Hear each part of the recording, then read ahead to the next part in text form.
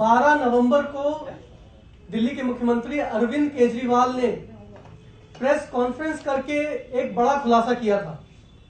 उन्होंने सारे बैंकों के रिकॉर्ड जनता के सामने रख के ये दिखाया था कि कैसे नोटबंदी के फैसले के ठीक पहले सितंबर के महीने में करीब करीब 4 लाख करोड़ रुपए बैंकों में जमा हुए। पब्लिक सेक्टर बैंक्स में कई गुने बढ़ोतरी उनके डिपॉजिट्स में सितंबर के महीने में हुई, जो अप्रत्याशित थी, पहले कभी नहीं हुई थी। और केजरीवाल जी ने एक बड़ा प्रश्न जनता के सामने रखा, क्या कुछ लोगों को नोटबंदी के फैसले के बारे में पहले से ही जानकारी थी और इसलिए वो लोग सितंबर के महीने में बैंकों में अपना काला धन जमा कर रहे थे और काले को सफेद में तब्दील कर रहे थे।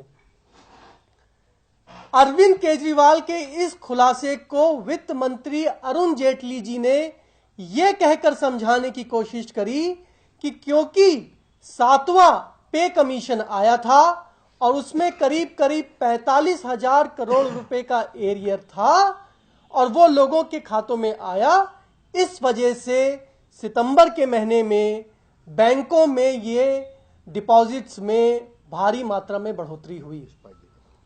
लेकिन आज बिजनेस स्टैंडर्ड, जो बड़ा ही प्रतिष्ठित अखबार है देश का, उसने एक बहुत बड़ा खुलासा किया है जो चौंका देने वाला है।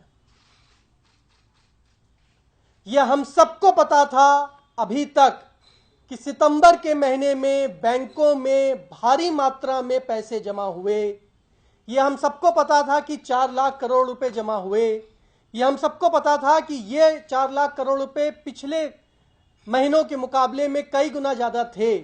लेकिन आज बिजनेस स्टैंडर्ड ने यह खुलासा किया है कि इसमें से 3 लाख करोड़ रुपए सितंबर 15 से लेकर सितंबर 30 के बीच में जमा हुए, नंबर 1।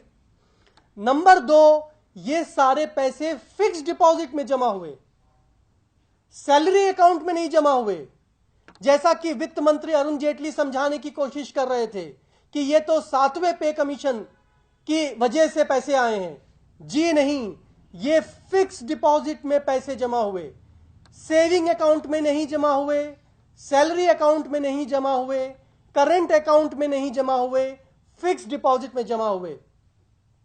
नंबर 3, ये पैसे जमा होते ही इसमें से आधे पैसे अक्टूबर के महीने में निकाल लिए गए। 1.5 लाख करोड़ रुपए निकाल लिए गए। यानी कि फिक्स डिपॉजिट सितंबर के महीने में और एफडी तोड़ ली गई अक्टूबर के महीने में।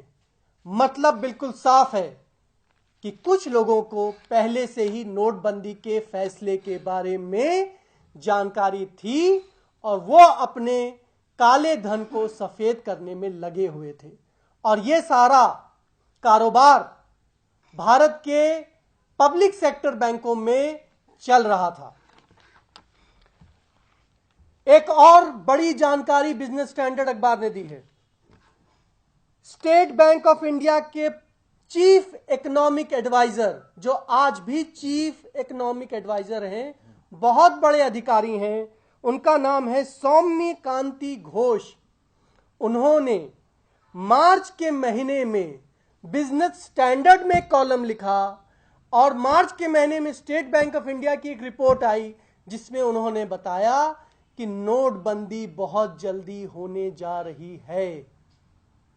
और उन्होंने यह भी लिखा कि इस वजह से मार्केट में लोग अपने काले धन को गोल्ड में कन्वर्ट कर रहे हैं और डॉलर में कन्वर्ट कर रहे हैं। यह बात Soumya Kanti Ghosh, State Bank of India के एक बहुत उच्च अधिकारी ने मार्च 2016 में ही लिख दी थी। तो मोदी जी का यह दावा कि नोटबंदी के फैसले को सिर्फ टॉप सीक्रेट रखा गया था और कुछ चंद लोगों को ही पता था, इस खुलासे से झूठ साबित हो जाता है। मोदी जी ने अपने लोगों को पहले से ही बता दिया था कि नोटबंदी का फैसला वो लेने जा रहे हैं, इसलिए जिसके पास भी काला धन है वो उसको सफेद कर ले। क्या इस मामले की जांच होनी चाहिए या नहीं होनी चाहिए? एक तरफ वित्त मंत्री हैं जो इस मामले की जांच नहीं करवाना चाहते हैं, दूसरी तरफ दो बड़े इकोनॉमिस्ट और बैंकर्स, प्रणव सेन जो सरकार के ही चीफ स्टैटिस्टिशियन रहे हैं, उन्होंने कहा है कि इस पूरे मामले से गंध आती है और इसकी उच्च स्तरीय जांच होनी चाहिए। दूसरा, आरबीआई के पूर्व उच्च अधिकारी विपिन मलिक, उन्होंने भी कहा है कि ये जो पैसा सितंबर के महीने में इतनी भारी मात्रा में आया है, यह अभूतपूर्व है, अनयूजुअल है, अननेचुरल है, और ये पैसे किसने जमा किए और किसने निकाले, इसकी जांच होनी चाहिए। सवाल यह है कि एक तरफ इनकम टैक्स 2.5 लाख रुपए कोई अपने बैंक में जमा कर रहा है तो उसके यहां नोटिस भेज रहे हैं, 2.5 लाख कोई अपने बैंक में जमा कर रहा है तो उसके यहां छापे डाले जा रहे हैं।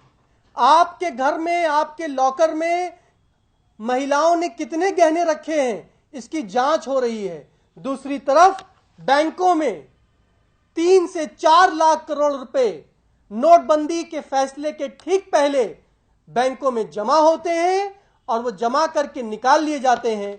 इसकी जांच करने से सरकार बच रही है और इसकी जांच नहीं कराना चाहती है।